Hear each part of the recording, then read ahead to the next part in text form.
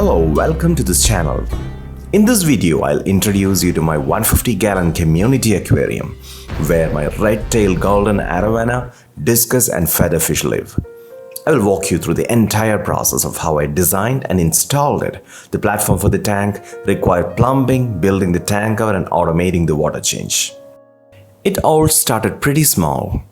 When we built our home, I wanted a beautiful aquarium that would separate our living room from the dining. A small 100-liter tank that was just 3 feet long, 2.5 feet tall and half a feet wide. Just adequate for those little inhabitants.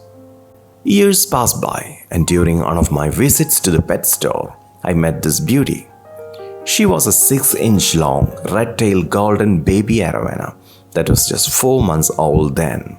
But boy, her price got me almost fainted. It was 16k Indian rupees, which converted to around $200, which was a lot of money to spend on a fish to me back then. Until I saw a grown-up specimen online. A fully grown RTG arowanas elegans was something I couldn't resist. After a few visits to the pet store, I threw in the towel and got the fish home. She grew very happy in my modest fish tank for another 6 months or so, until I realized that the tank revamp couldn't be pushed any longer, or I'll end up stunting my fish growth. My plan was to have a 5 feet long, 2.5 feet tall, and 2 feet wide 12 mm glass tank that would hold approximately 600 plus liter water. The platform would be made of 6-inch concrete, resting on extended supporting walls. 4-inch styrofoam sheets would cover the slab on which the tank rests. Plumbing and electrical would remain hidden within the tank cover that would be made out of fire and water resistant PVC board. The tank cover would have compartments to hold filter and lighting, and the space beneath the tank would turn into a cabinet. To accommodate the new 600-liter tank, me and my friend demolished the remaining portion of the solid wall with the help of a concrete cutter and hammer. We then extended the supporting wall using bricks and prepared a mold to cast the 6-inch concrete slab. The slab had to be quite thick so that it would support the total anticipated fill weight of around 750 kilograms. After letting the concrete slab cure for a few days, we went ahead and plastered the whole structure, and then applied white cement putty to finish the wall, followed by painting with emulsion. With the platform ready, it was time to move in the 130-kilogram monster tank. Me, 2 of my friends and 2 folks from the pet store lifted the tank from the transport vehicle and placed it very carefully on the concrete base, after adding ample styrofoam padding between concrete and glass. I filled the tank with well water up to around 50% mark. I jump-started the tank nitrogen cycle by introducing a couple of super hardy red tilapias from my tilapia farm at the open terrace. Tilapias can tolerate spikes in ammonia and nitrate that is bound to happen when the tank cycles and matures.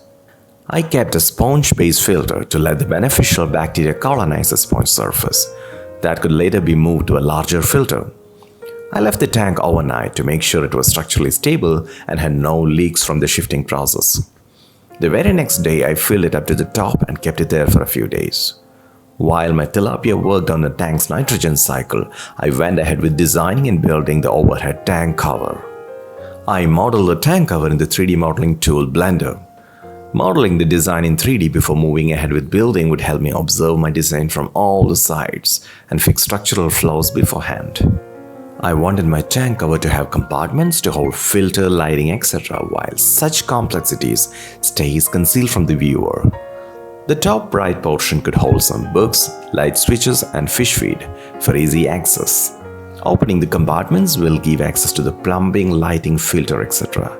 The center region's partition is recessed to give greater access to the tanks inside for cleaning and maintenance. Let's take a quick look at the plumbing and automatic water change mechanism. 2 pipes, one to bring in fresh water and the other to take stale water away, run from the tank to the home's outside. The right side pipe in the video brings in fresh well water from an overhead tank, and its other side ends at a compact float valve.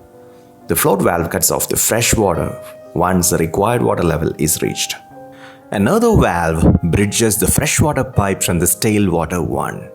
With the bridge valve closed, When the submersible pump is turned on by a programmable timer socket, stale water from the aquarium gets pumped outside at a height greater than the aquarium water level. The discharge at a height makes sure that water doesn't flow unintentionally under gravity when the pump is turned off by the timer. If the pump ever fails or when manual siphoning is required, the bridge valve can be used to build vacuum inside the outlet pipe. With the exterior valve at ground level turned on, water will flow freely out under gravity. It took me around 2 weeks to build the entire cover using multi-wood, with all the plumbing, electrical and automation set up inside. Separate exclusive videos with step-by-step details on building the tank cover, DIY steps on the automatic water cycling setup, details on setting up lighting for your fish tank, building a DIY trickle filter, my arowanas growth stages in time-lapse, and more can be found in the channel playlist and in the description of this video. If you enjoyed this video, please like and share it with your friends. Don't forget to subscribe to the channel to get notified of more of my videos in the future. And enjoy my RTG and discus swimming in their new home.